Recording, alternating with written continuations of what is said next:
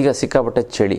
ಈ ಚಳಿ ಆಗ್ತಿತ್ತು ಅಂತಂದರೆ ತುಂಬ ಕೊಳ್ಳೋದು ಕಾಲು ಹೊಡೆಯುತ್ತೆ. ಈ ಕಾಲು ಏನಕ್ಕೆ ಹೊಡೆಯುತ್ತೆ ಮೇನಾಗಿ ಅಂತಂದರೆ, ನಮ್ಮ ದೇಹದಲ್ಲಿ ಹೊರಗಡೆಯಿಂದ ಹೀಟ್ ಆಯಿತು ಅಂದರೆ ಒಳಗಡೆ ಕೋಲ್ಡ್ ಪ್ರೊಡ್ಯೂಸ್ ಮಾಡುತ್ತೆ. ಕೋಲ್ಡ್ ಪ್ರೊಡ್ಯೂಸ್ ಮಾಡ್ತಾಯಿದ್ದು ಒಳಗಡೆ ಅಂತಂದರೆ ಹೀಟ್ ಆಗುತ್ತೆ.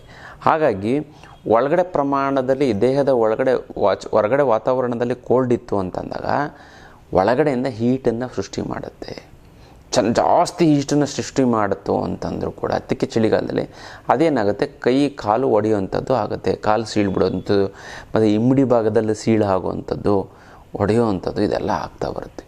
ಅದಕ್ಕೋಸ್ಕರ ಚಳಿಗಾಲದಲ್ಲಿ ಯಾವ ಒಂದು ಮುದ್ರೆ ಮಾಡಿ ಸ್ವಲ್ಪ ದೇಹದ ಒಳಗಡೆ ತಂಪು. ಈ ಮುದ್ರೆಗಳೆಲ್ಲ ಏನಾಗುತ್ತೆ ಅಂತಂದರೆ ದೇಹದ ಒಳಭಾಗಕ್ಕೆ ತುಂಬ ಎಕ್ಸಸೈಸ್ ಮಾಡ್ದಂಗೆ ಒಳ್ಳೆ ಪುಷ್ಟಿಯನ್ನು ಕೊಡುತ್ತೆ, ಗೊತ್ತಲ್ಲ, ಸ್ಟ್ರೆಂತನ್ನು ಕೊಡುತ್ತೆ, ಶಕ್ತಿಯನ್ನು ಕೊಡುತ್ತೆ, ಒಳಗಡೆ ಇರೋಂಥ ಅಂಗಾಂಗಗಳನ್ನ ರಿಪೇರಿ ಮಾಡುತ್ತೆ.